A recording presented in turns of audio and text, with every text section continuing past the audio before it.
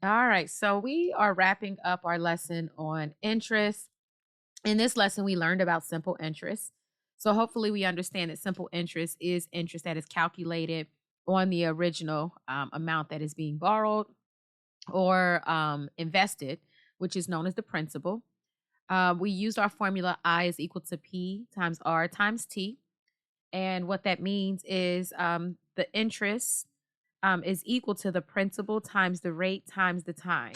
So each of those are factors that are used for us to find the amount of interest that is either going to be owed or that you'll receive if you are the investor. So it just gives you the definition again in regards to each of those terms. The principal is the money that you initially start out with, either borrowing or lending.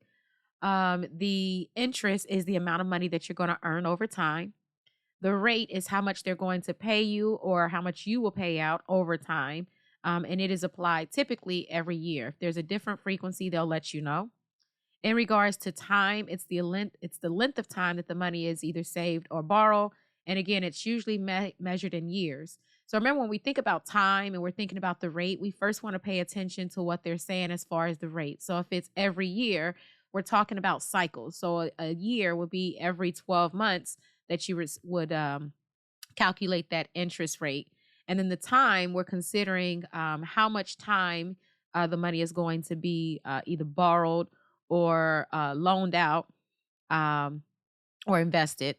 So we're considering those cycles. So if it's 2 years and we know that it's calculating on an annual basis, then that would be 2 cycles, which would be the time here. Applying the formula, we practice some different formulas in different scenarios. Not different formulas. We applied the formula in different scenarios, and hopefully, we learned how interest can change with different rates and over different time periods. So, our real world application towards the end of the lesson, we worked on two problems where we talked about simple interest a little bit more. We solved those problems. We had to use sales tax. We also talked about comparative shopping. And then we combined our knowledge of interest, the rates, the time, and our other math skills that we've been learning in some of the previous lessons for us to identify what was needed in the problem and to solve it correctly. So, the takeaways, these are the things that I'm hoping that you took away from this lesson. I'm hoping that you understand that simple interest helps us to make better decisions when either you're saving or borrowing money. We practice applying these concepts to everyday situations. You'll see this when you're calculating taxes, if you're comparing prices.